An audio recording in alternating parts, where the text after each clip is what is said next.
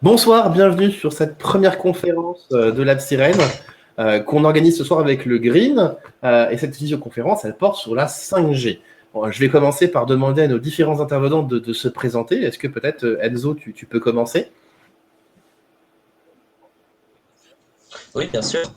Alors du coup, moi, c'est Enzo. Je suis étudiant en troisième année de biologie et écologie à la faculté des sciences de Nantes. Je suis également du coup président de l'association Green et membre de cet asso également, comme Yaltas. Bonjour, bonsoir à tous. Moi, je suis étudiant en licence 2 de biologie écologie et je suis également membre de l'association du Green en tant que référent du projet gestion des déchets. Moi, je m'appelle Riwan Bro, je suis en première année de licence en physique, chimie, géosciences, sciences pour l'ingénieur, et je suis plus sciences pour l'ingénieur. Et je fais partie de l'Absirène. Moi, je suis Hugo Boisauvert, je suis aussi membre de l'Absirène. Et on va tout de suite enchaîner par une petite présentation du coup des associations intervenantes. Et notamment, pour commencer, Green, c'est à vous. Très bien.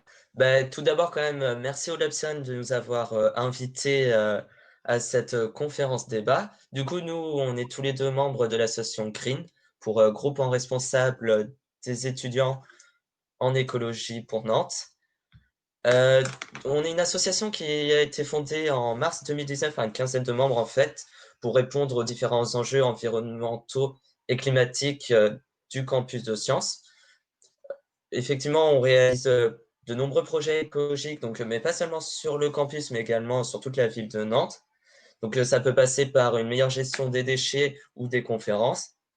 Et également la map que nous organisons, donc une distribution de fruits et légumes bio directement du producteur au client. Voilà pour présenter très largement l'association. Écoute, j'aurais pas dit mieux. Je sais que j'ai pas grand-chose à dire de plus parce que je pense que je vais pas me lancer dans toutes mes actions personnelles dans l'association. Donc, je pense que Enzo a bien expliqué. Très bien. Bon, bah, du coup, on va passer à la présentation de l'Absirène. Et c'est Riwan qui va s'y coller.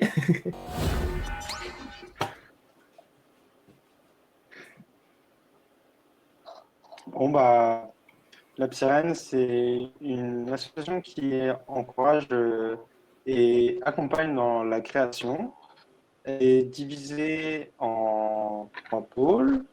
Un pôle technologie qui a des projets, par exemple, de robotique. Ce pôle organise également des ateliers Arduino et horlogerie. Il y a ensuite le pôle culture scientifique qui s'occupe du journal de la fac, le Cafard déchaîné. Et il y a le pôle sciences humides qui, lui, est plus orienté chimie, si je ne me trompe pas. Oui, et sciences du vivant aussi en général. Sciences du vivant, oui.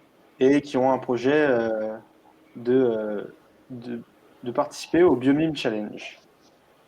Entre L'asso a autres, été voilà. fondée en 2017.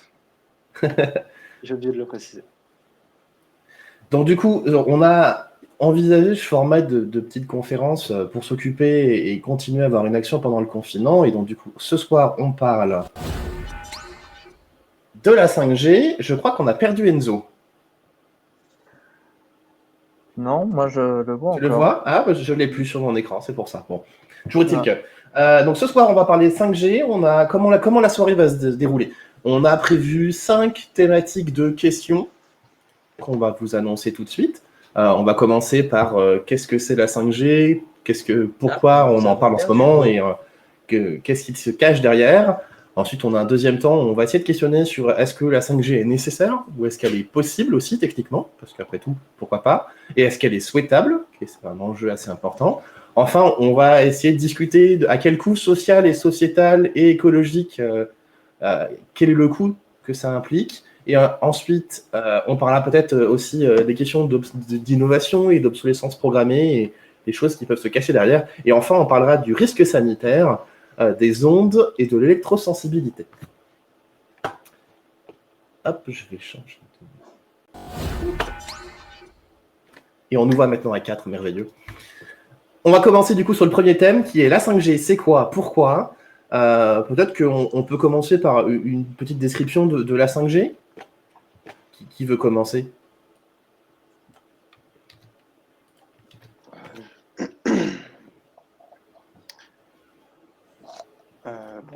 Je me lance, hein.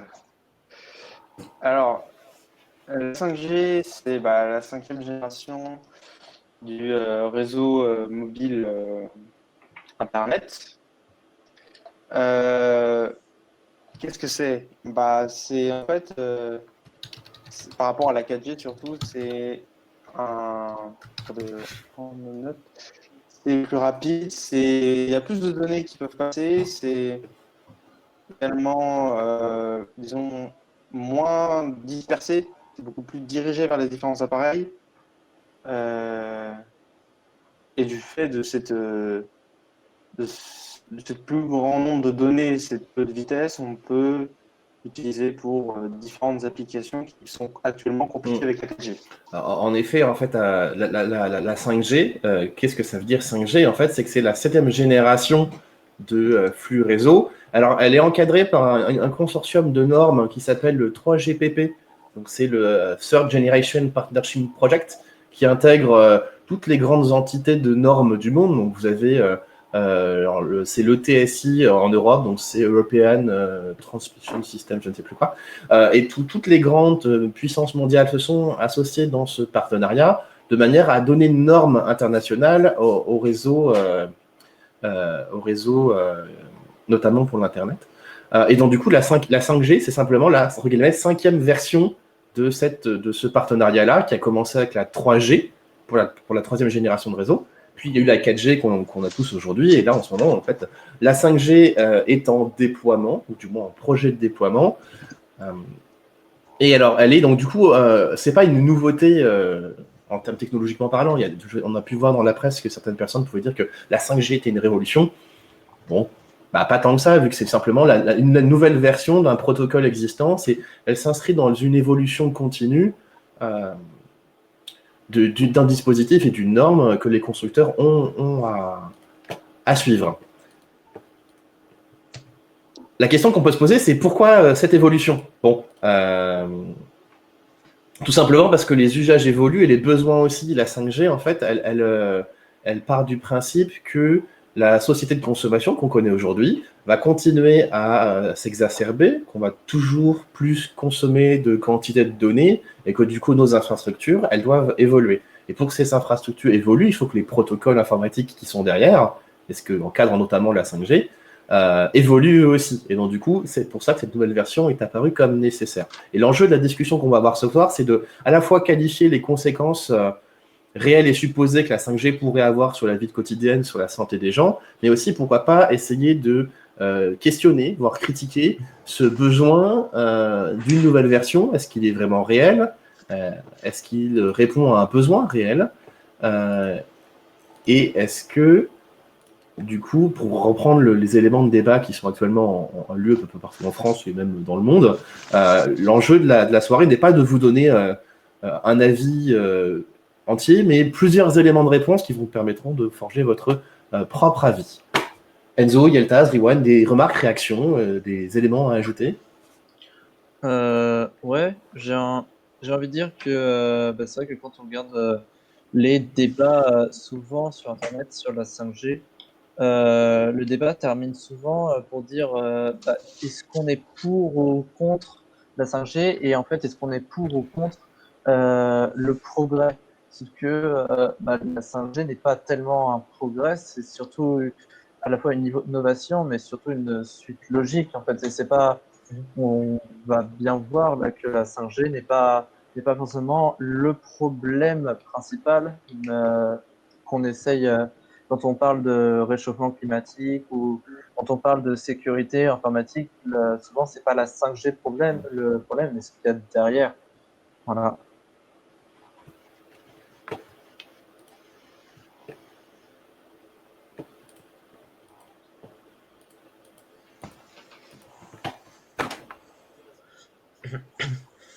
Du coup, moi, ce que j'aimerais dire, c'est que je suis parfaitement d'accord avec ce que vient de dire Yactas.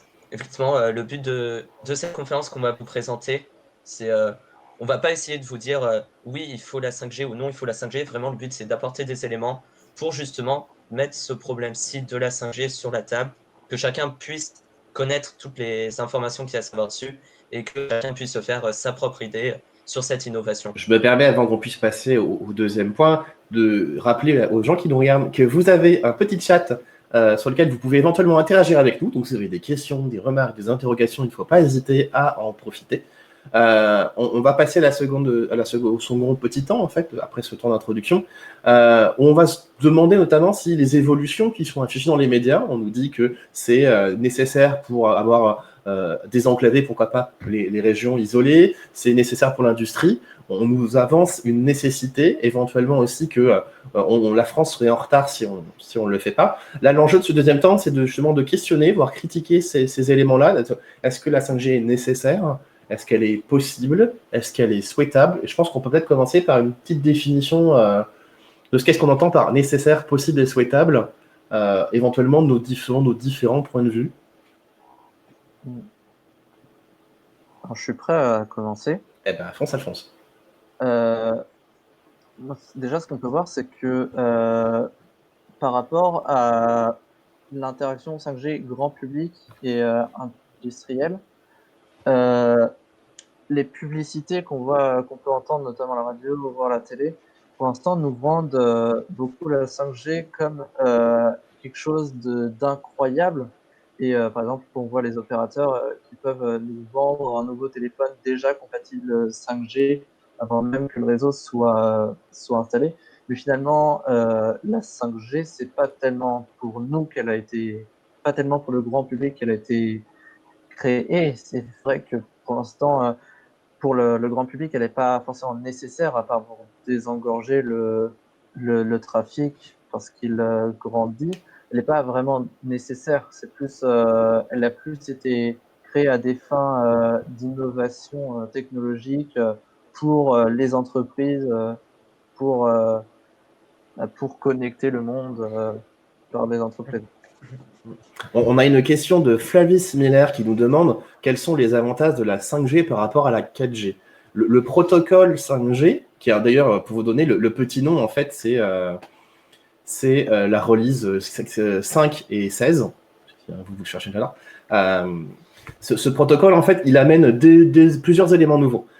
Il a une meilleure gestion de l'énergie, c'est-à-dire que, grosso modo, on entend dire les gens en disant que la 5G elle est plus intelligente que n'était la 4G, c'est-à-dire que actuellement la 4G elle fonctionne en permanence, c'est-à-dire que vous l'utilisiez ou vous l'utilisiez pas, elle fonctionne. La 5G, le protocole est plus intelligent dans le sens où il est capable d'adapter efficacement sa performance et aussi sa consommation d'énergie en fonction de la demande qu'il y a en face. Donc, il n'est pas plus innovant de ce côté-là que la 4G, il est juste plus intelligent. La vraie chose intéressante aussi sur la 5G, c'est l'utilisation qui est faite des antennes. C'est qu'à l'heure actuellement, là, les antennes 4G, elles diffusent des ondes dans toutes les directions de l'espace pour que les gens puissent se connecter. La 5G, elle a la capacité de focaliser les ondes vers l'utilisateur, et donc du coup, en fait, c'est ce qui la rend aussi plus économique en termes d'énergie, vu que plutôt que de diffuser de l'énergie sous la forme d'ondes électromagnétiques dans toutes les zones, dans toutes les directions de l'espace, elle se focalise sur la personne qui l'utilise pendant le temps de son utilisation et ensuite elle coupe le lien.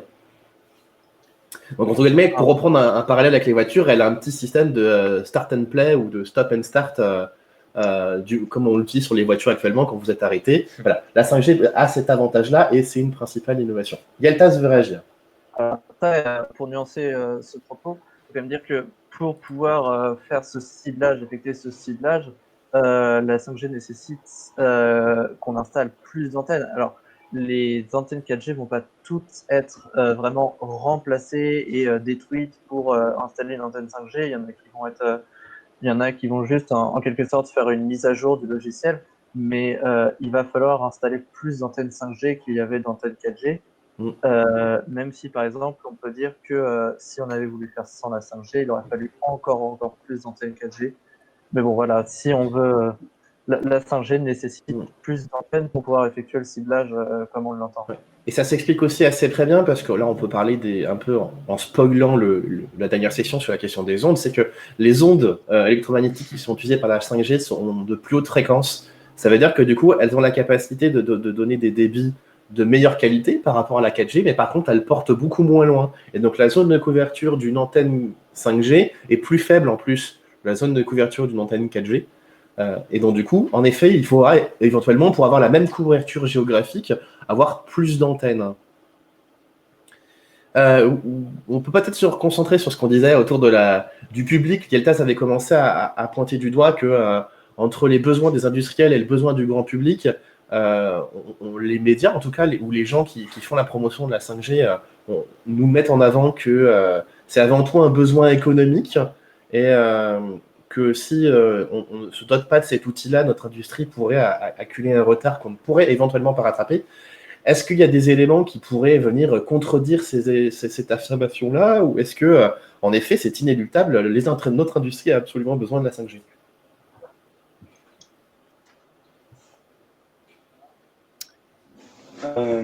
Là, actuellement, l'industrie n'a pas absolument besoin de la 5G. Disons que c'est un outil qui peut être très utile au développement des entreprises, dans la continuité de ce qui se fait déjà avec le numérique, beaucoup plus d'ordinateurs, par exemple, dans les entreprises, mais aussi dans les établissements scolaires, ce genre de choses, la transition numérique, je crois, comme si je me souviens bien qu'on appelle ça comme ça. Et ça peut être un outil qui peut permettre aux entreprises qui sont déjà bien avancées quand même dans cette transition numérique, de pouvoir s'y implémenter encore plus et de pouvoir diversifier leur marché. Et aujourd'hui, on est quand même dans un monde où, surtout au niveau économique, tout va très vite, avec les bourses et tout ça. Et du coup, pouvoir réagir rapidement, donc par Internet par exemple, peut être quelque chose qui peut être primordial pour une entreprise. Mais actuellement, comme ce n'est pas installé dans le monde entier, sauf en France, ou dans la plupart des pays développés, on va dire, qui sont vraiment au sein disons, de la mondialisation et disons, des grands marchés. On a deux nouvelles questions de Flavie S. Miller, j'espère que je n'accroche pas le pseudo, qui nous demande s'il va falloir remplacer toutes les antennes. Alors là, je peux y répondre directement. La réponse est oui et non.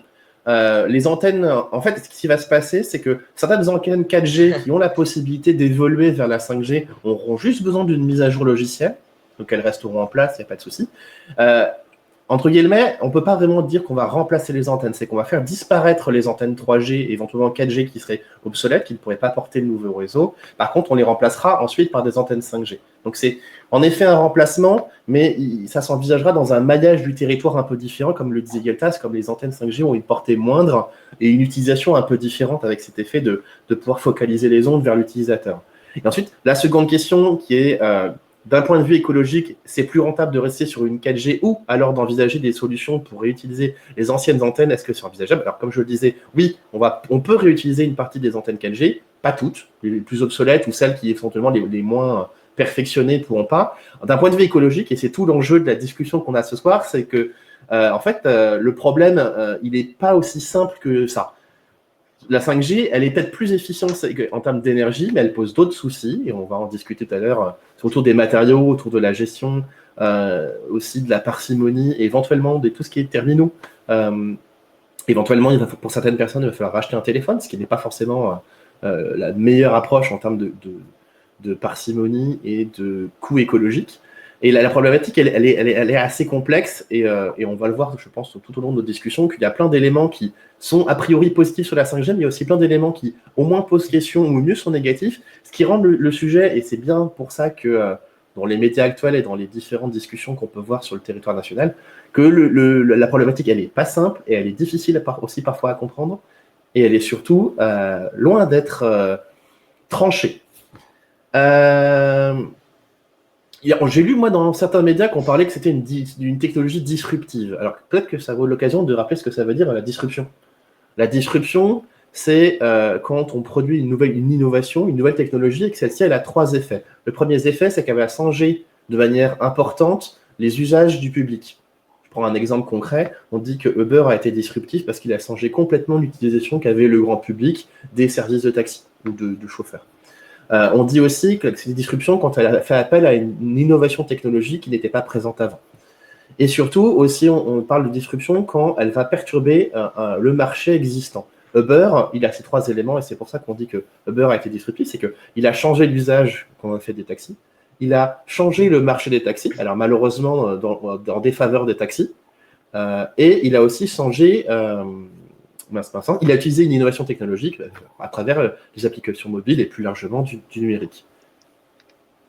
Ah, nouvelle question de Keeperface. Si la 5G a une portée réduite par rapport à la 4G, cela semble déjà compromettre la couverture des zones entre guillemets blanches qui sont déjà mal couvertes car les moins habitées. Non, entre question d'interrogation, à moins que le déploiement de la 5G se révèle moins cher que la 4G, j'imagine. A priori, des éléments et je laisse... Ah, Yaltaz va réagir, je t'en prie. Alors oui, c'est vrai que quand on disait que la 5G, elle n'était pas faite forcément pour le grand public, la 5G, elle est encore moins faite pour couvrir les zones blanches.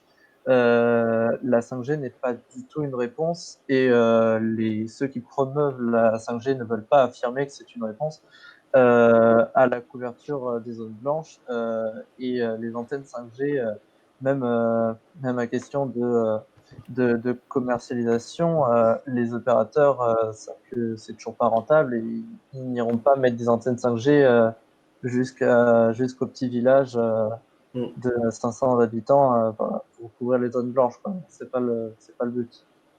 Là, on touche du doigt en fait le fait que cette technologie-là, elle est en termes de son accessibilité, tant pour le grand public que pour les industriels, elle est dans la main d'opérateurs et qui, du coup, tout le monde subit la stratégie commerciale de ces opérateurs. Enzo, je t'en prie.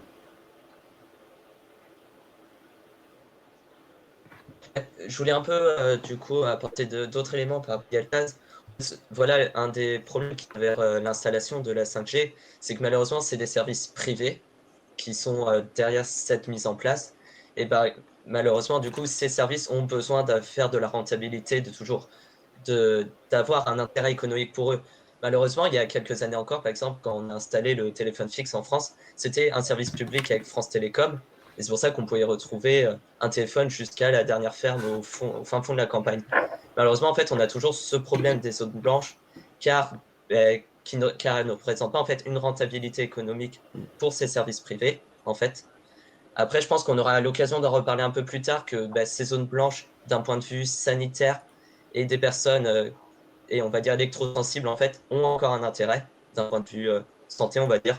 Mais je pense qu'on parlera peut-être plus de ça dans la 5e après, partie. pour rebondir sur ce que tu disais, où on était là sur la question du besoin économique, entre guillemets, de l'industrie, il y a une certaine contradiction à dire que la 5G est absolument nécessaire pour l'industrie, mais elle ne permettra pas une meilleure couverture, a priori, du territoire. Donc les industries qui sont actuellement peu ou mal couvertes par les réseaux 3G et 4G, à moins que les opérateurs fassent un effort de couverture, ça ne devrait pas évoluer. Certains ont pointé du doigt toutefois justement cette pertinence que, de par les performances entre guillemets et les opportunités qu'amenait la 5G, on pourrait voir des industriels se développer en fait des réseaux locaux à usage restreint, voire privé pour leurs propres usages de 5G. Donc, imaginons une entreprise qui développerait un réseau mobile 5G sur l'aisselle de son site, parce qu'elle en a les besoins. Éventuellement, ça représente un marché pour les opérateurs. Est-ce que là, le grand public gagne quelque chose? Pas sûr. On avait dans ce point-là la question aussi de savoir si la technologie était possible. Donc aujourd'hui, technologiquement, oui, elle est possible dans le sens où le protocole existe, les machines existent. Ça pose quand même la question, on l'a déjà commencé à le dire, du positionnement des antennes. Là, il faudra plus d'antennes qu'il en fallait pour les antennes 4G. Il y a la question des terminaux aussi. Et là, on va toucher du doigt un sujet qu'on creusera peut-être tout à l'heure sur l'obsolescence programmée. C'est que s'il faut changer les antennes, il faut aussi en changer les terminaux. Alors les terminaux, qu'est-ce que c'est? Ça peut être vos téléphones mobiles, hein, tout le monde en a un. Ça peut être aussi certains ordinateurs ou certaines tablettes qui sont connectées directement à 4G. Et ça peut, et ça va devenir de plus en plus important, ce qu'on appelle les objets connectés. Alors c'est un terme très vague qui touche dans le jargon à ce qu'on appelle l'IoT, l'Internet of Things, pardon. IoT, c'est Internet of Things, donc l'Internet des trucs en français, où c'est, à partir du moment où on peut connecter un objet électronique, est-ce que ça peut avoir un intérêt, etc., etc. Je prends un exemple concret. On a de plus en plus de machines industrielles qui sont monitorées, donc on suit son évolution et son fonctionnement par des réseaux informatiques, et ces réseaux peuvent être sensibles, et c'est là que la 5G pourra intervenir. Toutefois, ça peut amener aussi à ce que les terminaux les plus courants pour le grand public, notamment les téléphones, ont besoin d'être changés. Et la question, c'est pourquoi Enzo, Yelta, est-ce que vous avez une réponse à pourquoi il faudra absolument changer son téléphone?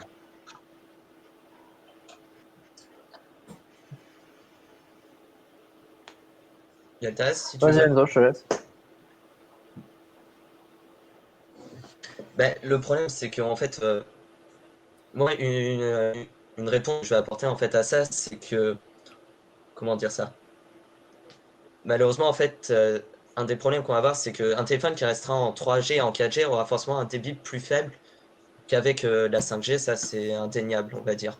Et il y a une des réponses à cette question que tu te poses, que, en fait, on va forcément voir et on va forcément nous demander de nous habituer à un débit plus fort, à traiter toujours plus de données. Et malheureusement, ben là, on touche un peu, je pense, à la question de l'obsolescence programmée, que ben, si on nous habitue à un mode avec des débits plus forts, de toujours télécharger plus rapidement et tout, forcément, est-ce que effectivement, on peut, je pense, observer un blocage sur cette question-là. Après, d'un point de vue technologique, je pense que je préfère vous laisser vous y répondre.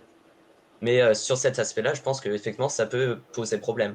Par exemple, que ce soit même dans le domaine du travail, si on nous demande d'avoir par X ou Y facteur d'avoir la 5G, forcément, là, changer de téléphone peut devenir une obligation, effectivement.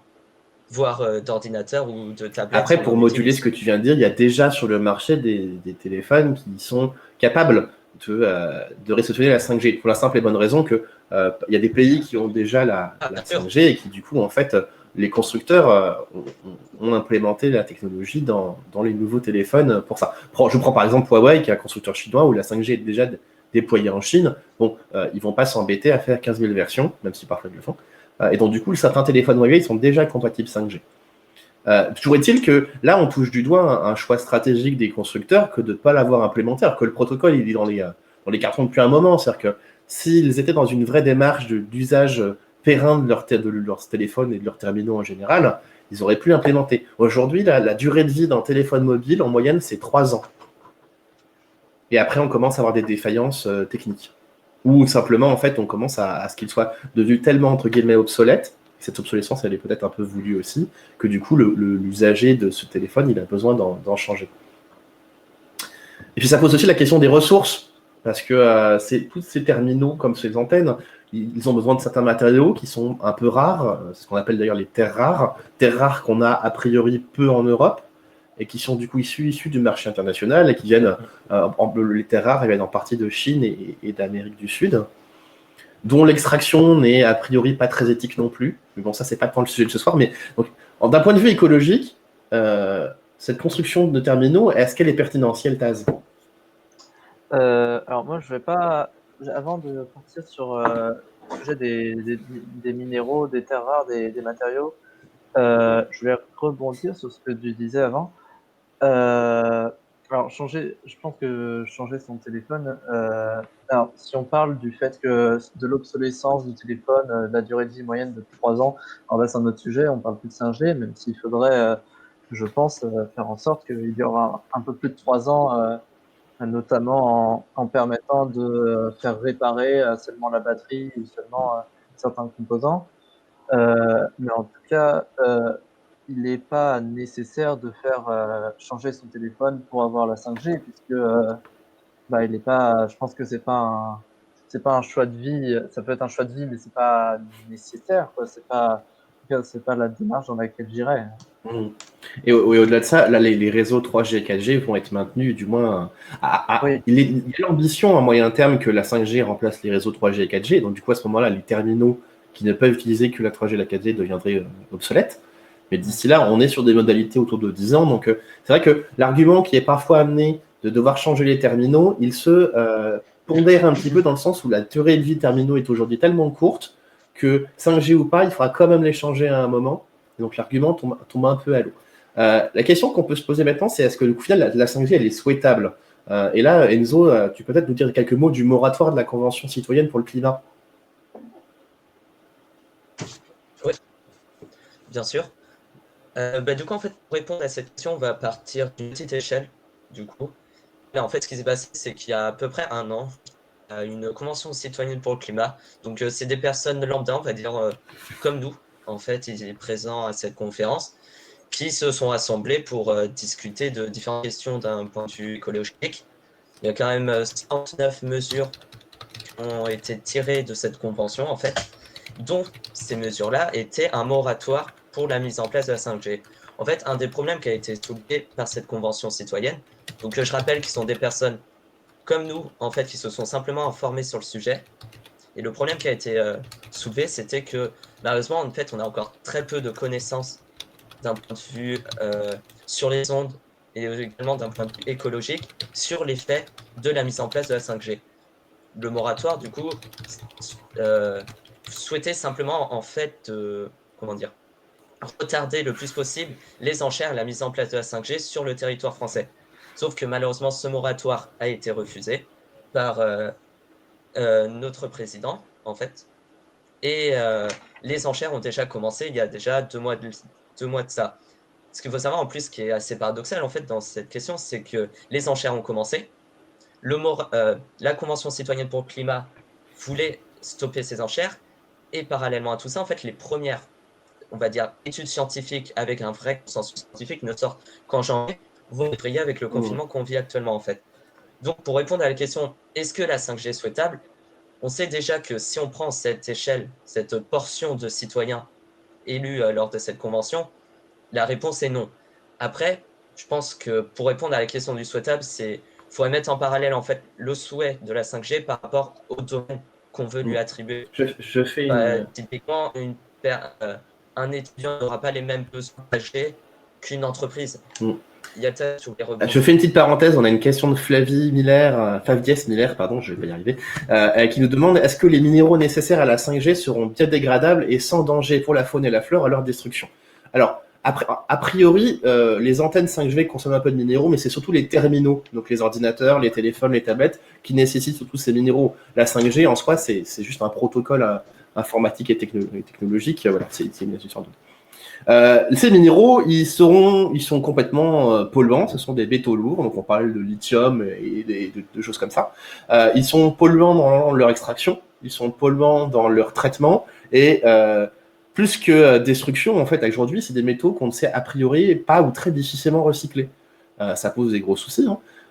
Et d'autant plus que ces métaux sont extraits dans des pays qui sont soit des pays qui n'ont plus ou moins rien à faire des conditions et des conséquences écologiques de ces actions d'extraction, ou c'est des pays en voie de développement qui eux aussi n'ont pas de conditions. Les métaux lourds comme le lithium, par exemple, ils viennent d'Amérique centrale, de certains endroits de l'Afrique ou de la Chine. C'est pas les pays les plus concernés par la transition écologique et la protection de l'environnement.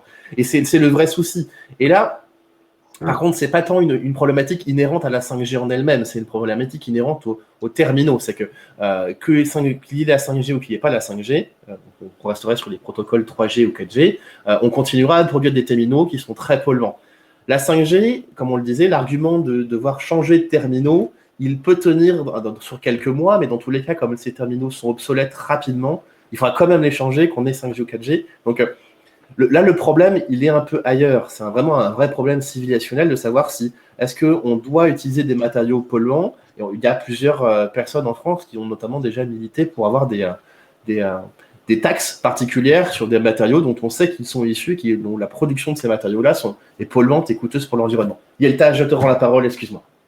Non, pas de souci, c'est très court. C'est aussi pour dire que, en plus de l'impact polluant, il y a aussi l'impact social sur ces minéraux. C'est que, par exemple, si je prends un exemple, il y a un métaux lourd qu'on retrouve dans à peu près tous les téléphones, qui s'appelle le cobalt. Et 70% de la production de cobalt se fait au Congo et se fait par des enfants surtout. Parce que la plupart des personnes qui récupèrent le cobalt au Congo, ce sont des enfants et bien sûr, ils n'ont pas les mêmes conditions de travail qu'une personne majeure en France. C'est pas le même code du travail qu'en France. C'est le salaire minimum, il est différent, voire il n'y en a pas du tout. Les conditions de travail sont un peu exécrables par rapport aux conditions de travail en France. Donc, oui, voilà, il n'y a pas que l'impact écologique, mais aussi l'impact social. Voilà. Bah, ça nous permet de faire très bien le pont, merci Eltaz, avec le troisième point qui est s'échanger très bien, mais à quel coût sociétal et à quel coût écologique? Peut-être qu'on peut commencer justement par ce que je disais tout à l'heure, l'Internet des trucs, the Internet of Things. C'est un marché croissant, hein, les objets connectés, mais qui, étonnamment, et s'il est croissant, il n'est pas si porteur que ça. C'est-à-dire que toutes les PME vont pas se mettre à faire des objets connectés. Mais ça pose aussi des petites questions de souveraineté, notamment de risque d'espionnage. On parle notamment du Patriot Act. Voilà, ça c'est une question sociétale et politique. Je sais que Gelta, tu as des petites choses à dire sur ces choses-là. Oui, c'est-à-dire que on a maintenant avec tous les objets connectés, tous ces objets connectés vont demander des données, vont fournir des données, vont collecter des données pour pouvoir les connecter entre eux. C'est vrai que déjà, on voit, quand on parle de 5G, on voit beaucoup arriver les Chinois, notamment l'entreprise Huawei, et on voit avec la situation politique actuelle en Chine que les politiques de confidentialité de nos données à nous, parce qu'on peut parler de nos données à nous très stockées chez des entreprises chinoises, on voit que la politique de confidentialité est pas énorme. Et si on fait la comparaison, notamment avec les États-Unis, on pourrait peut-être se dire oui, les États-Unis sont mieux. Sauf qu'aux États-Unis, il y a notamment le Patriot Act qui a été créé après les attentats du 11 septembre, qui disent notamment que des données stockées chez les entreprises américaines pourraient être consultées par le gouvernement, par une instance du gouvernement, sans aucune demande d'autorisation de la part de à qui appartiennent les données, à quelle entreprise, quel est le pays s'il n'y a pas de. Et on revient, même en 2016, il y a le Cloud Act qui a été voté et qui permet à peu près la même chose, mais pour des conditions différentes. Donc, que ce soit les États-Unis, la Chine, qui sont un peu les deux grands mastodontes dans ce domaine, c'est que la confidentialité, la sécurité des données n'est pas top.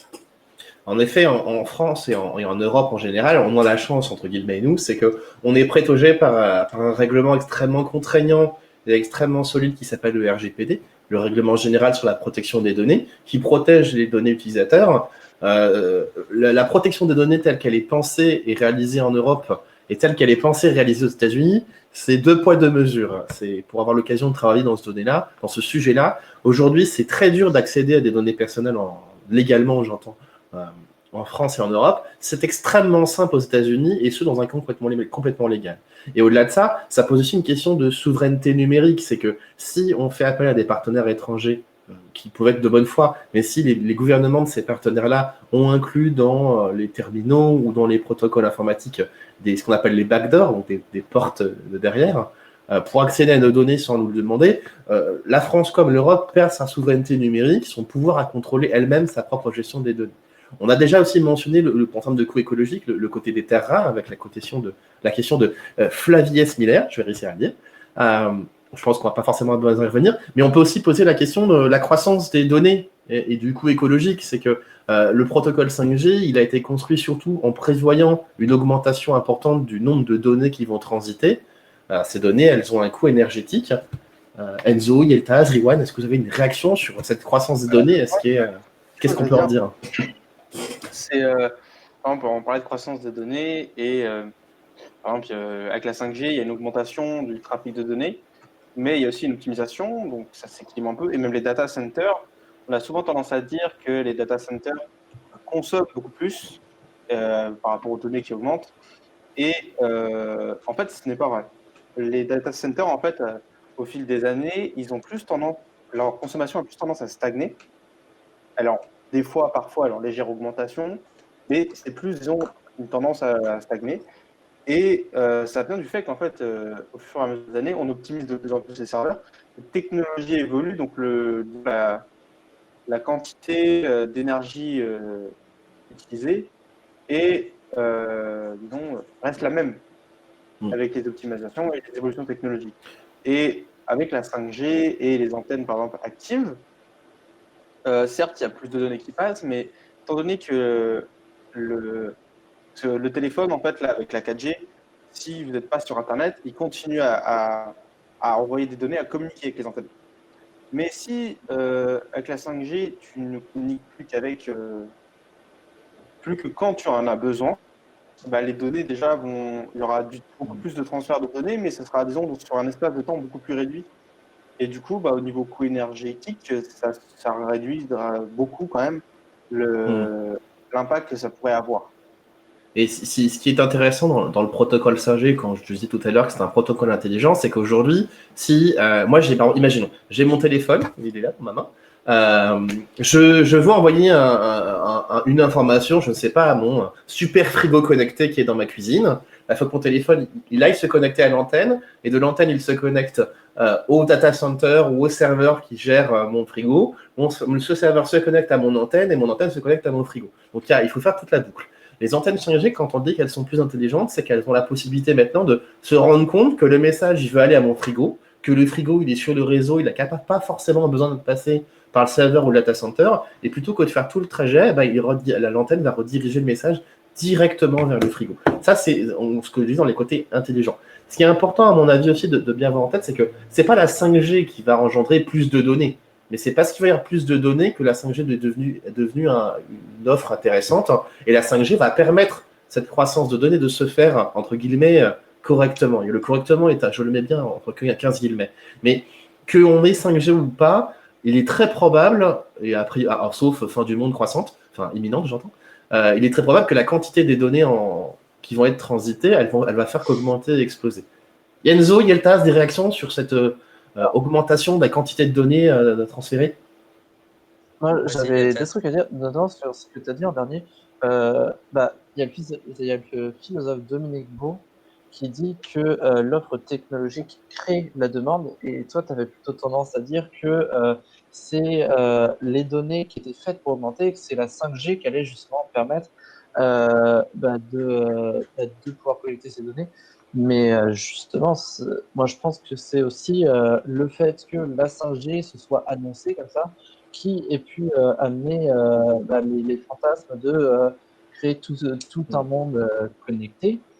Je Et suis d'accord avec toi. C'est la double chose. C'est à la fois, en fait, la 5G, technologiquement parlant, elle a été pensée pour répondre à ce besoin. C'est parce que du coup, le besoin est devenu plus facile à atteindre, à répondre. Et ben, du coup, il y a plus de besoins qui apparaissent. Tu as raison, c'est un serpent qui se mord la queue. Tu as complètement raison. c'est un peu les deux.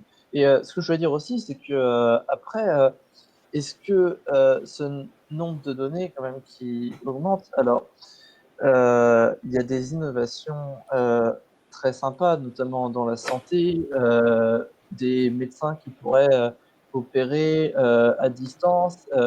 On pourrait avoir beaucoup plus d'informations sur l'état de santé de quelqu'un à opérer.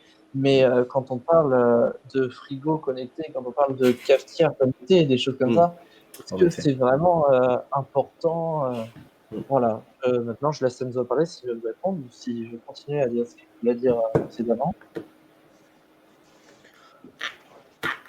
Euh, en fait, tu as quasiment dit ce que je voulais faire, ce que je voulais dire. En fait, effectivement, je pense que moi, effectivement, on a la 5G qui est présente pour répondre à un plus fort traitement des données, on va dire. Mais en fait, il ne faudrait pas que cette 5G-là aussi incite des comportements qu'on pourrait considérer d'énergivores, en fait, des comportements qui seraient de toujours produire plus de données, en fait, parce qu'on a cet outil 5G, en fait. Malheureusement, je pense qu'on est dans un cercle vicieux à cause de cette problématique-là, où d'un côté, on a un plus fort besoin, du coup, on a besoin de la 5G, mais cette 5G-là aussi incite ce plus fort besoin toujours à grandir. Et malheureusement, c'est que ce problème-là, je pense qu'on l'aura toujours, ce qui fait qu'au bout d'un moment, les besoins seront trop forts, mais on passera à la 6G, en fait. Et le problème qu'on se pose là, c'est en fait jusqu'à où on va, et entre guillemets, jusqu'à où on est prêt à s'arrêter, je pense, et dire là c'est bon, on a atteint ce qu'on pourrait appeler un confort numérique. Je ne sais pas si ce terme existe en fait, je balance ça comme ça.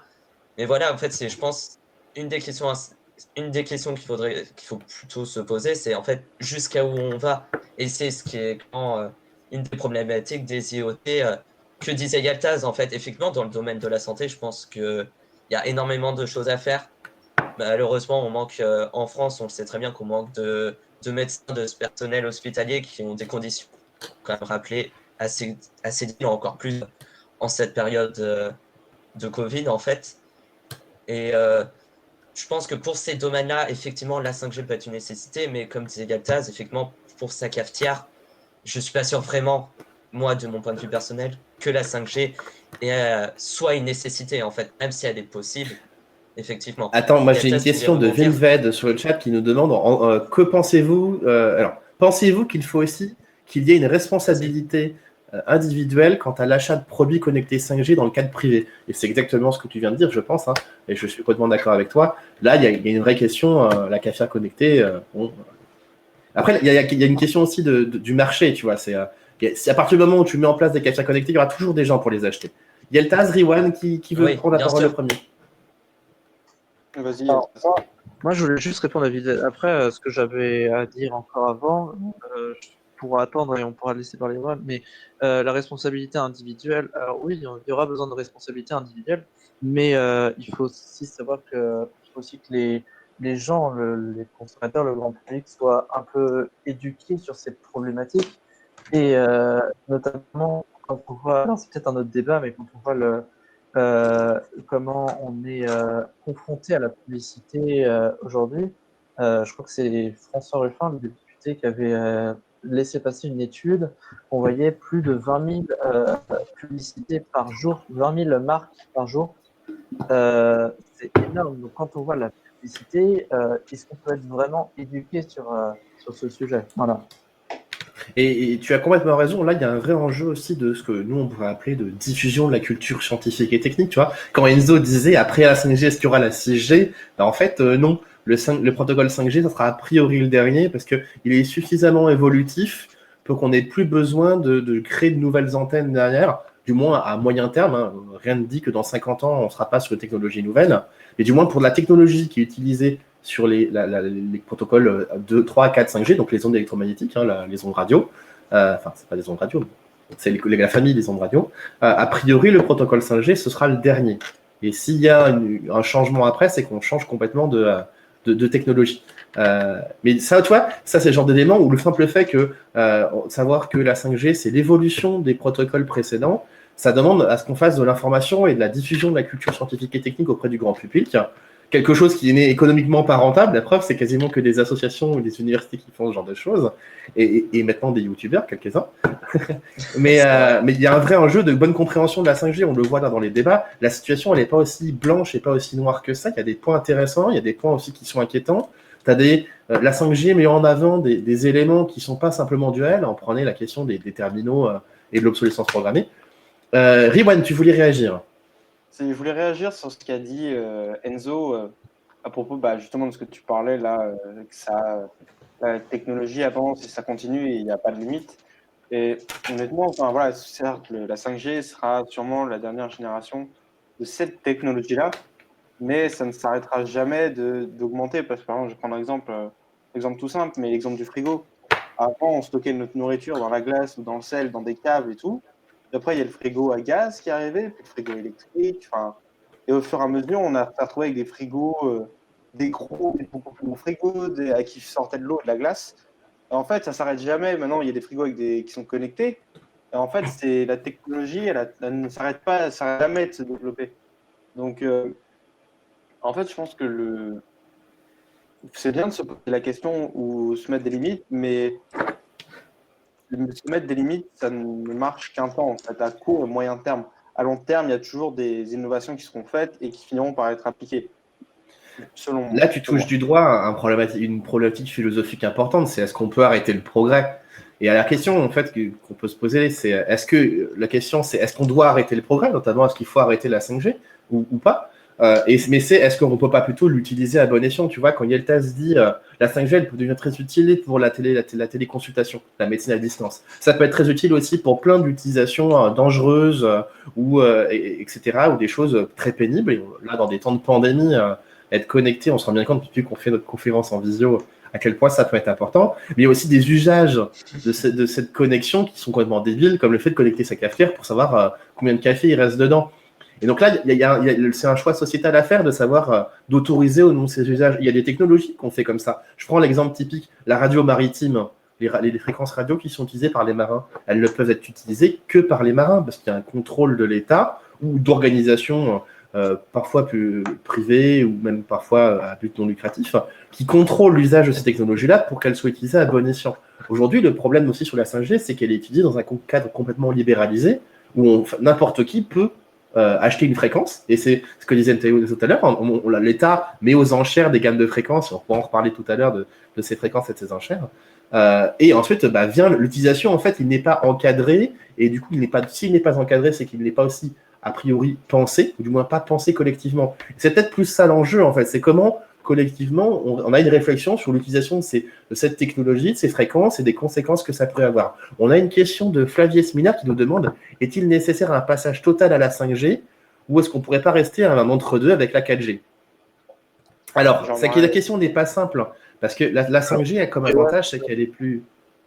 Ah, quelqu'un parlait. Non, c'est juste pour que Riwan se proposait de répondre. Ah, bah je t'en prie, Riwan, réponds. En fait, un passage total à la 5G, en fait, on voit la 5G comme une unique bande de fréquences, alors que la 5G, en fait, elle est divisée en 3 fréquences, la 700 MHz, la 3,5 GHz et la 6 GHz. Par exemple, la 6 GHz, c'est une installation qui ne sera pas faite partout, en fait. Ça sera en fonction des besoins, surtout des entreprises, ce sera pour les entreprises, ça sera installé en fonction des besoins des entreprises et pour la 6 GHz. Par exemple, la 3,5 ou la 700, c'est en fonction, par exemple, du taux d'habitation. Il n'y a pas besoin d'une antenne 3,5 GHz sur une zone peu peuplée, alors qu'en ville, ça peut être très utile pour éviter une surcharge du réseau. Et ça permet encore de diminuer le nombre d'antennes que si on n'avait que des 700 ou que des 6 GHz. Pour continuer sur ce qu'il disait Riwan, ce qui est intéressant dans le protocole de la 5G, c'est qu'il est beaucoup plus adaptable, en plus d'être plus intelligent que n'était la 4G. Aujourd'hui, vous avez des antennes 3G, des antennes 4G, elles ne font que ça. La 5G, elle permet en fait de développer des systèmes qui vont être adaptés aux usages. Donc il y a une gamme de fréquences pour l'usage industriel, il y a une gamme de fréquences pour l'usage intense, et on le voit par exemple en France, dans les zones urbaines et densément peuplées, si tout le monde utilise son réseau sur son téléphone, le réseau il sature et du coup le débit baisse, etc. Et en termes de confort, c'est faible. Là, la question qui peut se poser, c'est il y a aussi le fait que la 5G, elle soit plus efficiente énergétiquement parlant. Donc, c'est-à-dire que, imaginons, on n'en installe pas la 5G, ce qui est possible, mais du coup, le réseau 4G qui va continuer à se développer et la quantité de données qui va continuer à augmenter, si on fait le total en termes de coût énergétique, la 4G toute seule, elle consommera plus. Donc, à moyen terme, ça serait a priori, et je mets des guillemets en disant qu'on n'a pas aujourd'hui pas tous les éléments aussi pour le peser, parce que la 5G, elle est encore pas implémentée et pas mise en place dans beaucoup de pays, donc on n'a pas forcément un vrai recul sur le coût énergétique. Il y a un article qui est sorti sur les mesures d'un opérateur chinois qui disait que les antennes 4G elles consomment plus que ce qu'ils s'attendaient à ce qu'elles consomment. Donc, du coup, en fait, elles sont peut-être plus efficientes parce qu'elles sont plus intelligentes, mais est-ce que ces programmes intelligents qui sont dans les antennes sont si intelligents que ça? Est-ce qu'ils sont si efficaces? Aujourd'hui, et c'est un des gros soucis, c'est qu'on a peu de recul, mais derrière, si l'objectif, c'est une réduction du coût énergétique, potentiellement, ça semblerait une bonne idée que de passer les réseaux progressivement à toute la 5G, parce qu'elle s'adapte mieux aux besoins, parce qu'elle est plus intelligente. Mais derrière, la 5G, elle est aussi, en fait, le cheval de proue, la figure de proue de dérives technologiques et économiques qui sont largement critiquables autour des terminaux sur les terres rares, autour de l'usage des données, de la parcimonie. Et moi, c'est quelque chose qui, en tant qu'informaticien, est important, la parcimonie. Utiliser quelque chose que si on en a besoin. Ça rejoint ce que disait Enzo sur les cafetières. Je vous propose peut-être de passer au point suivant qui, justement, est sur la course à l'innovation et l'obsolescence programmée. On a déjà un petit peu fait avancer le sujet. Et peut-être que la première question à se poser, c'est on nous présente la 5G comme une vraie innovation. Alors, c'est innovant parce qu'elle a des processus intelligents, parce qu'elle a cette utilisation différenciée, mais ça, c'est pas vraiment innovant. Il y a plein de trucs qu'il faisait avant. Moi, je prends un exemple très concret, c'est que quand on veut se parler, avant nos téléphones portables, on prenait le téléphone fixe. Quand tu veux envoyer des données sur courte distance, dans les entreprises, tu avais les réseaux privés ou des réseaux fréquences. En fait, les technologies et les usages, ils existent déjà. Là, la vraie, entre guillemets, innovation, et je mets bien des guillemets sur innovation, c'est que la 5G, elle va concentrer plein d'usages et elle est du coup très polyvalente. Et c'est ce qui la rend intéressante dans certains points de vue. Mais c'est pas si innovant que ça. c'est un processus continu en fait d'agglomération dans les technologies. Ça se passe souvent comme ça. C'est à un moment, on a un foisonnement. Il y a plein de technologies qui vont apparaître pour faire plein de choses. Et puis en fait, elles vont s'éliminer parce qu'on se rend compte qu'elles sont peut-être plus coûteuses, parce qu'elles sont moins pertinentes. Il y a une technologie qui va apparaître et qui fait plein de trucs. Autour de la stratégie commerciale et de l'obsolescence programmée, peut-être qu'Enzo et Altaz, vous avez des éléments à nous donner ou à échanger justement sur que c'est plus pour les opérateurs, c'est plus une volonté de leur part de nous faire passer de force à la 5G parce que ça génère des profits. Je laisse parler à Enzo, s'il a quelque chose à dire. Ah mais ouais, bah, je suis parfaitement d'accord avec ce que tu dis. Je suis parfaitement d'accord avec ce que tu disais, Hugo. Effectivement, en fait, c'est que derrière, on a forcément une stratégie des entreprises. C'est un peu ce que je parlais avant. Effectivement, si par exemple, on favorise toujours un modèle 5G et que notre téléphone actuel qu'on a propose par exemple que la 3G et la 4G, effectivement, on va forcément se retrouver dans une problématique d'obsolescence programmée. Et sachant que, comme tu disais Hugo avant, cette 5G était déjà prévue avant en fait, on se retrouve en fait dans un peu, on va dire, un effet pervers de la part des entreprises qui savaient qu'on allait atteindre, qu'un jour, forcément, on arriverait à cette 5G et qui ont pourtant, ben, il y a encore quelques mois seulement, des téléphones non adaptés, on va dire, à la 5G. Donc forcément, ouais, oui, on pointe du doigt plutôt une obsolescence programmée. Après, ce que j'ai aussi quand même en parallèle, c'est que cette obsolescence programmée, on ne la retrouve pas que pour le téléphone. C'est malheureusement fait par les stratégies commerciales, la publicité, etc. C'est un processus qu'on retrouve de nos jours de plus en plus pour le plus de produits possibles, que ce soit des produits que ça soit des produits informatiques ou j'ai pas d'autres exemples en tête, mais des voitures, etc. Ce genre de choses. Donc effectivement, euh, la 5G, c'est une opportunité pour faire du produit, pour faire du profit par l'obsolescence programmée. Après, je pense qu'on peut aussi pointer du doigt tout ce qui va être l'aspect légal de la chose. Malheureusement, en fait, malheureusement, si le cadre légal est bien fait, que ça soit pour les entreprises ou pour le consommateur, forcément, on va favoriser.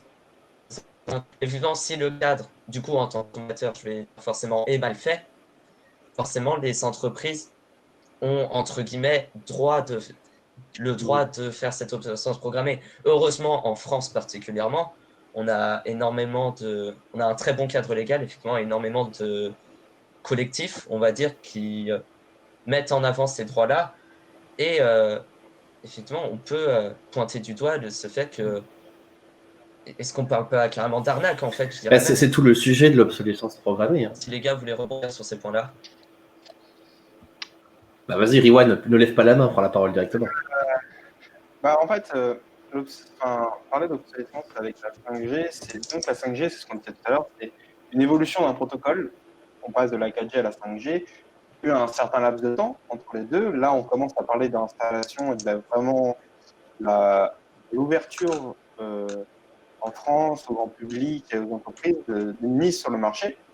Mais c'est pas, en fait, je dirais que c'est intrinsèque au fait que ce soit une nouvelle norme et une nouvelle technologie, enfin, une nouvelle utilisation de cette technologie pour les téléphones et tout. Donc, c'est une option programmée qui est à la fois, oui, on n'est pas vraiment programmé, c'est qu'on s'en doutait, mais la 5G, c'est pas juste pour prendre comme un téléphone, par exemple, les composants sont soudés. Je pense les composants sont soudés ou dans les MacBooks, où là, si tu casses une pièce, il faut le changer entièrement. Là, c'est une évolution de la technologie qui fait de l'obsolescence par le fait qu'elle soit nouvelle. J'ai Pas quelques comme éléments de date à ou... vous donner, hein. La 5G,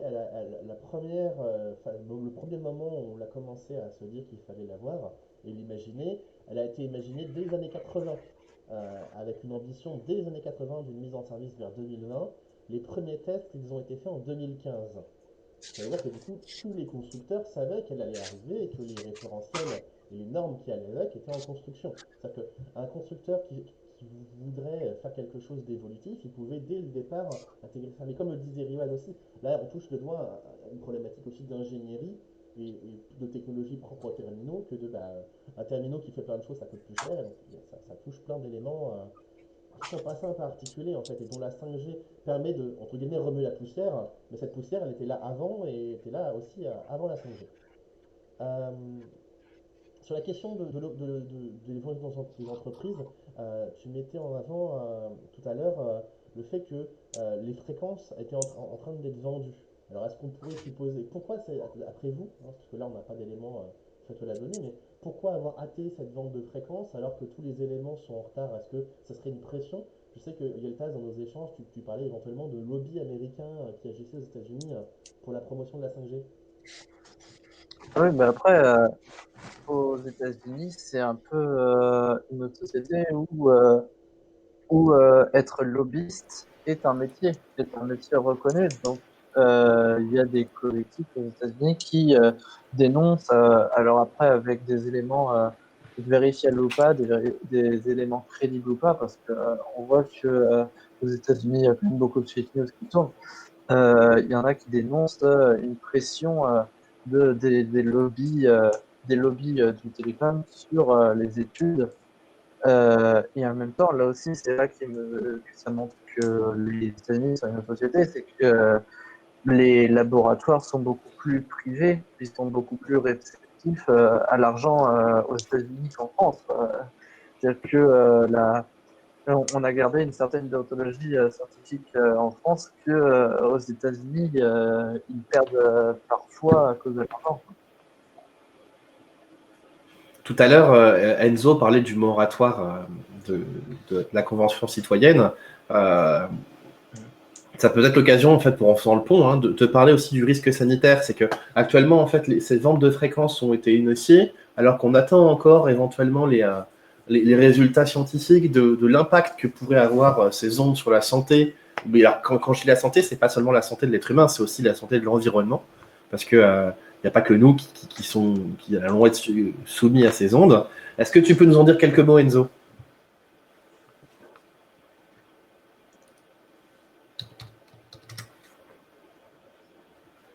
Oui, bien sûr. Bah, du coup, comme je disais tout à l'heure, effectivement, on a un moratoire qui a été complètement annulé en fait par notre président. Et tout à l'heure, je disais qu'on n'avait pas d'études. En fait, j'ai un peu mis tout. Effectivement, il y a quand même des études qui ont été réalisées. Par exemple, il y a le NTP, donc l'Agence sanitaire des USA, qui a quand même confirmé l'impact des ondes produites par la 5G en fait sur des rats. Malheureusement, c'est toujours les mêmes qui passent en fait. Et cette étude a quand même montré que les ondes, pour 30% de ces rats, quand même favorisaient le développement de cancer. Donc on a quand même cette étude-là. On a également d'autres études qui ont été réalisées par exemple par l'ANSES, donc l'Agence nationale de la sécurité et de l'alimentation en France, qui a quand même montré des risques sur des insectes. Donc on a déjà en fait ces points-là où on reconnaît quand même des risques sur les insectes, qui au passage, je rappelle, les insectes sont extrêmement importants en fait pour la vie humaine, et également sur les rats. Et il y a aussi un tout autre aspect également, c'est que du point de vue de la santé humaine, de plus en plus au fur et à mesure des mois, en fait, des personnes sont, comment dire, des personnes sont diagnostiquées électrosensibles en fait. Malheureusement, l'électrosensibilité en fait est non reconnue ou très peu reconnue par l'État. Et c'est justement un des problèmes que j'évoquais avec les zones blanches. En fait, ces zones blanches sont ce qu'on va dire les seules zones de répit en fait pour ces personnes qui souffrent de cette maladie-là en fait. Et malheureusement, on a d'un côté du coup l'État qui veut le plus rapidement possible faire la mise en place de la 5G sans prendre en compte tous ces facteurs, que ce soit pour les insectes, des rats, des humains, et je suis sûr qu'il existe encore plein d'exemples. Et ce qui est encore plus paradoxal en fait dans ces risques sanitaires, c'est que si on prend l'exemple par exemple des OGM en France, on sait que la mise en culture des OGM pour des fins commerciales est interdite en France depuis 2008, avec quelques exceptions par-ci par-là, on va dire. Et on parle de principe de précaution parce qu'on sait qu'on a très peu d'études, on a très peu de documentation scientifique sur les effets sanitaires néfastes qu'apportent les OGM. Et en fait, il y a tout un paradoxe en fait derrière cette problématique, c'est que en France, on a ce principe de précaution sur les OGM qui sont donc interdits, et de l'autre côté, en fait, on va avoir la 5G où certains effets des ondes ont été prouvés, comme je donnais Après, les je me exemples permets avant. Et par contre, on va hâter en fait, malheureusement, les enchères pour... Parce que Oui, bien sûr. ces tests sanitaires sur les ondes, il faut expliquer quand même Vas-y. peut-être pour les gens qui nous écoutent comment c'est fait. C'est que on fait subir aux cobayes, et malheureusement c'est des êtres vivants, des doses d'ondes qui Oui, bien sont sûr. totalement inimaginables, justement pour voir à quel niveau en fait, à quel niveau on pourrait être soumis à des ondes sans que l'effet soit négligeable. C'est-à-dire que les ondes induisent des cancers, mais à des doses extrêmement élevées, comme on le fait pour les médicaments en fait. C'est que on va donner à ces Bien sûr, animaux-là oui. et une dose énorme pour estimer la dose à partir de quel moment ça devient faible. Donc, les ondes sont dangereuses, mais c'est comme la radioactivité. La radioactivité, c'est dangereux à forte dose, mais sinon, en temps normal, on est entouré par la radioactivité en permanence. Et d'ailleurs, l'être humain en a légèrement besoin pour vivre aussi. Mais c'est un autre sujet. Mais voilà, c'est juste que les ondes peuvent être dangereuses quand elles sont utilisées en trop forte intensité. Ce qui est problématique sur les ondes 5G, c'est qu'on est sur des gammes de fréquences qui étaient jusqu'à présent pas utilisées. Et donc, du coup, on n'a pas de recul scientifique sur les effets qu'elles ont sur le vivant en général. Et comme tu pouvais le dire, il y a plusieurs, notamment des scientifiques issus de la biologie, qui s'inquiètent de l'effet sur les insectes. Mais je te laisse continuer. Oui. Ah non, mais tu as parfaitement raison. En fait, je dirais que pour moi, en fait, il y a deux échelles. On va avoir l'échelle de la quantité, comme tu disais, par exemple, c'est le même principe, par exemple, que ce qu'on peut avoir avec le CO2 dans l'atmosphère. On a du CO2 naturellement dans l'atmosphère, mais c'est le relargage par les activités humaines qui va augmenter ce taux et qui va faire que ce CO2-là est nocif. C'est exactement le même exemple avec ces ondes. On a des ondes électromagnétiques naturellement de notre globe, en fait, mais en fait, ce qu'on ne sait pas, c'est l'ajout par la 5G de nombreuses ondes, la couche supplémentaire. En fait, on ne sait malheureusement pas quel effet ça va avoir. Et on sait encore moins sur la santé humaine parce que, ben, comme tu le soulignais effectivement, ces études, que ce soit sur les insectes ou sur les rats, sont faites à des grandes quantités d'ondes.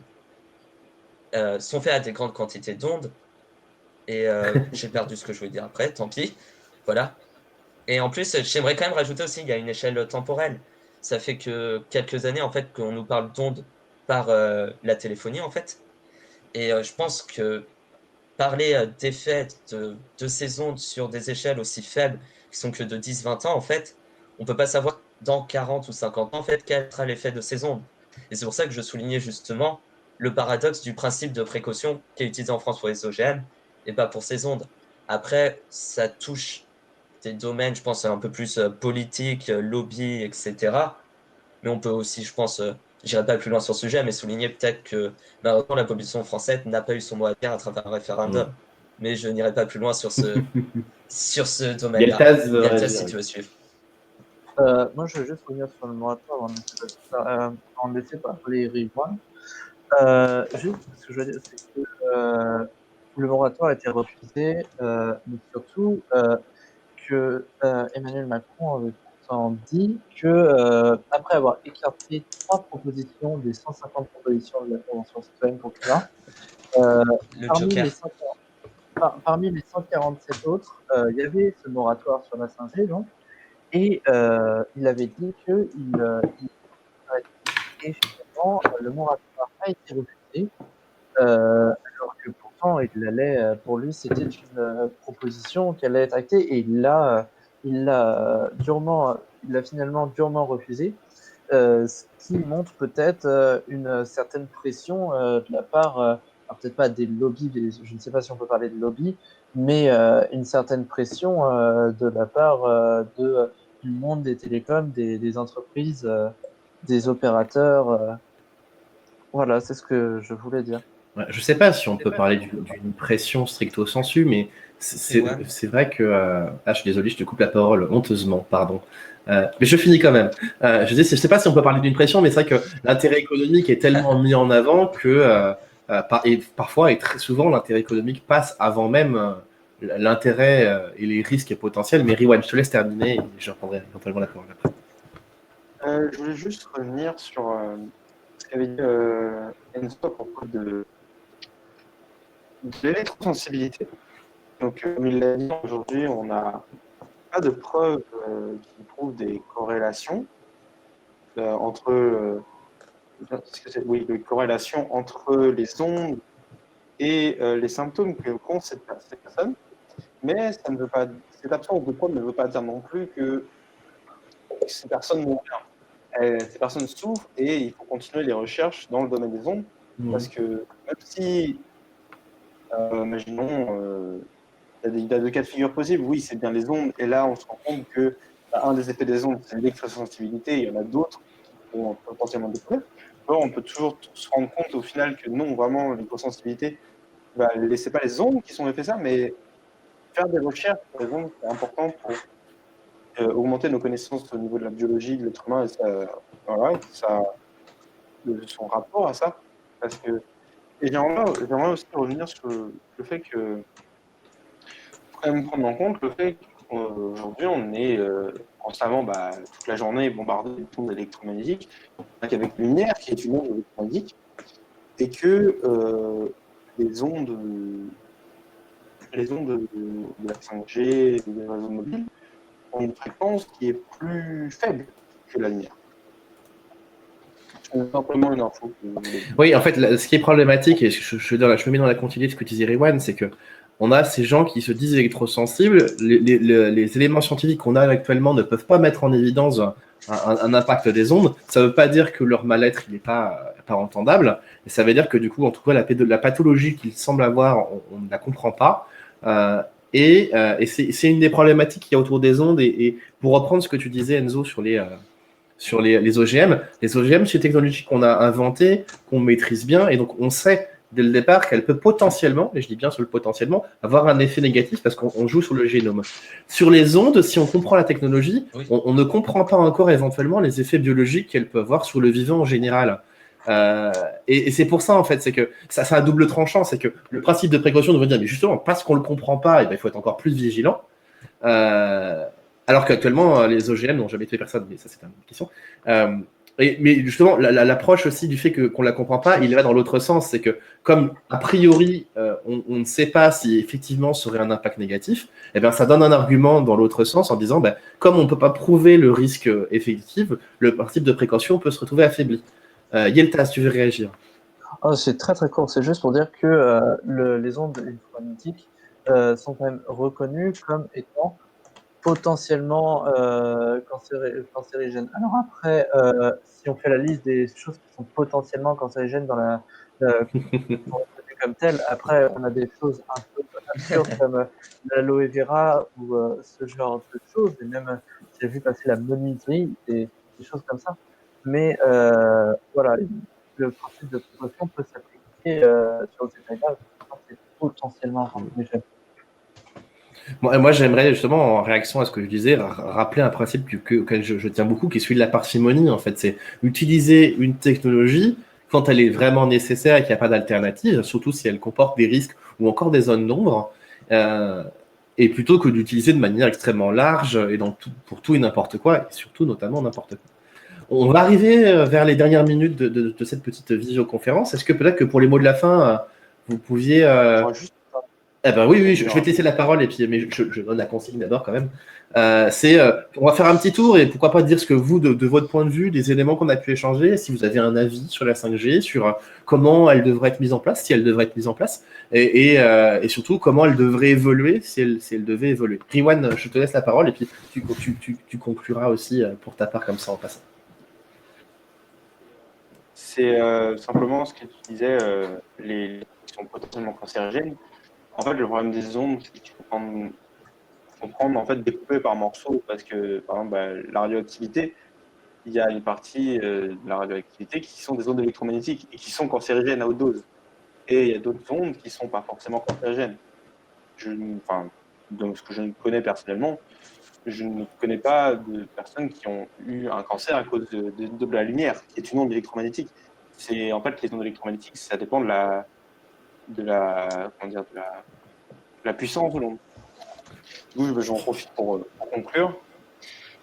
Pour moi, moi, je suis totalement pour la 5G, mais je pense qu'il faudrait faire ça dans un cadre légal précis et qui, disons, ne précipite pas les gens vers la 5G et tout.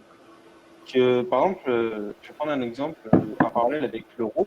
Au début, l'euro était utilisé simplement par les entreprises.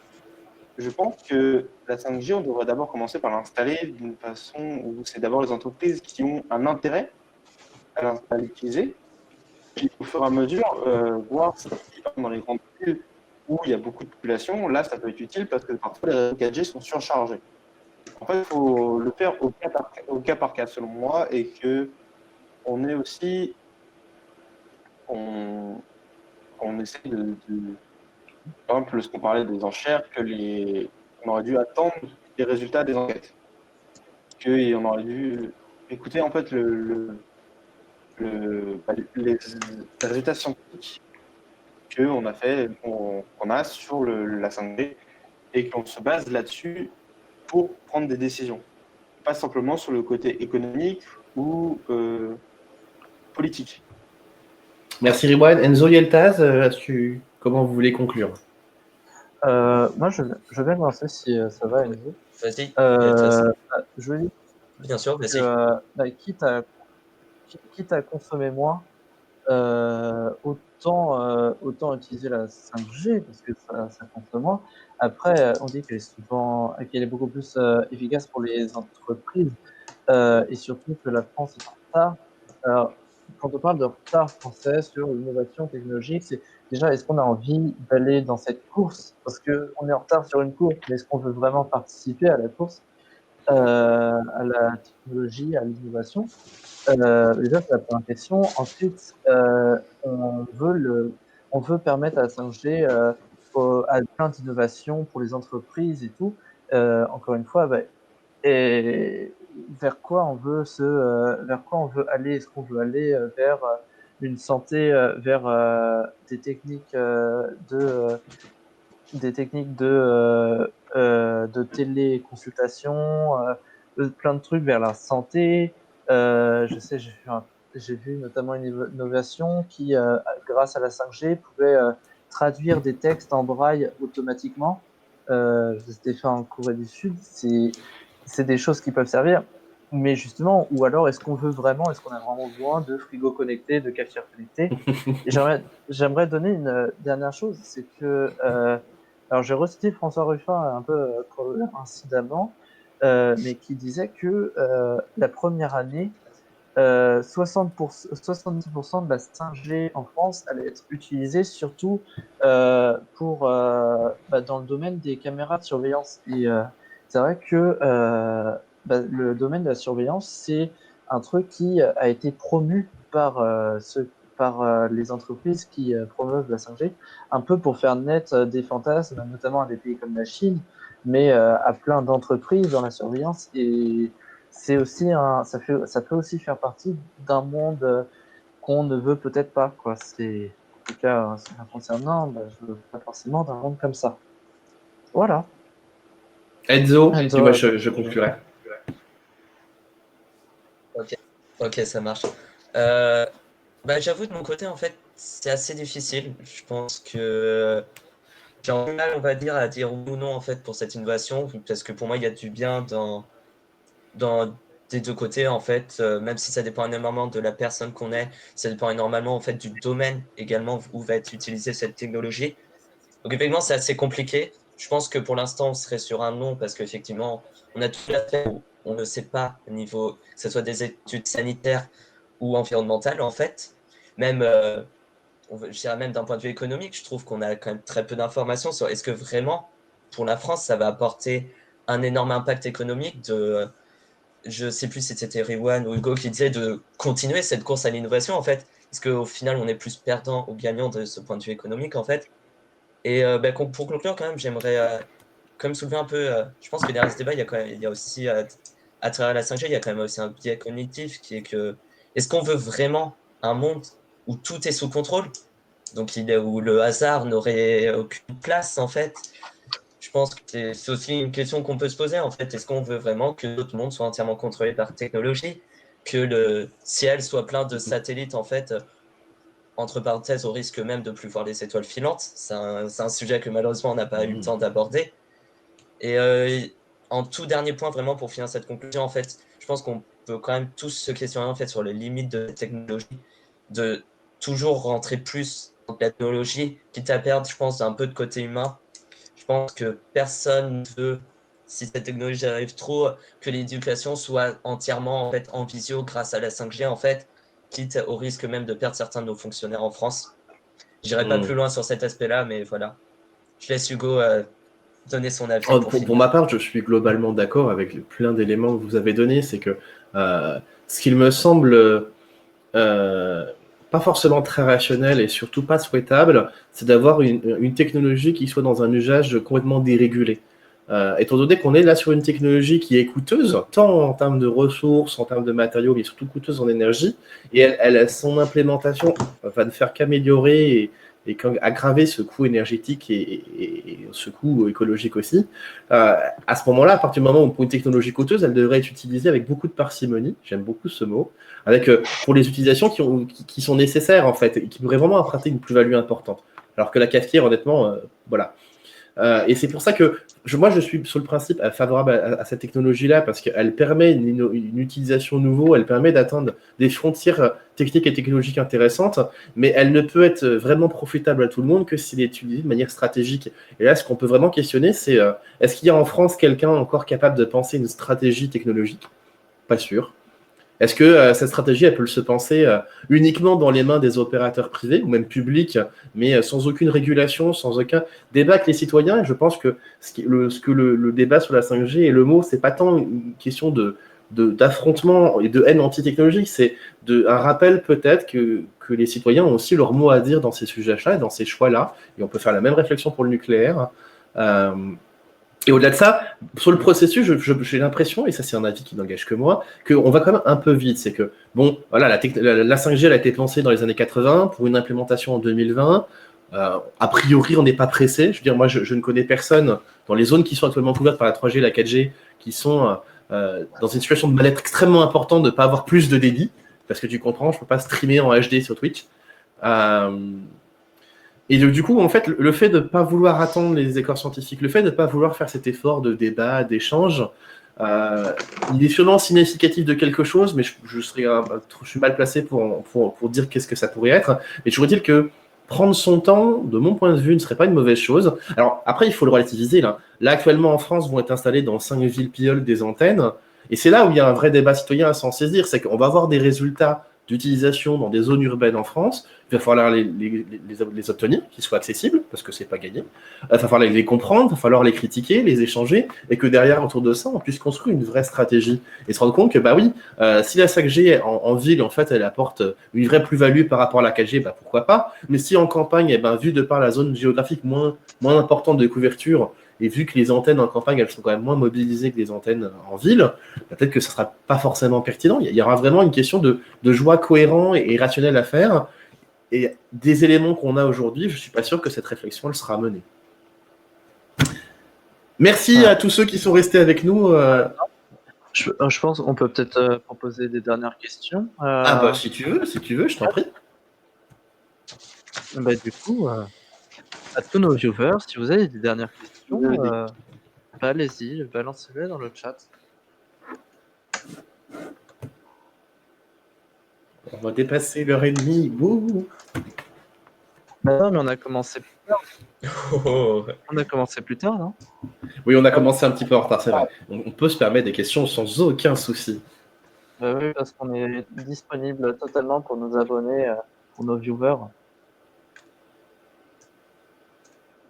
Même si j'ai l'impression que les viewers ne se battent pas pour poser leurs questions.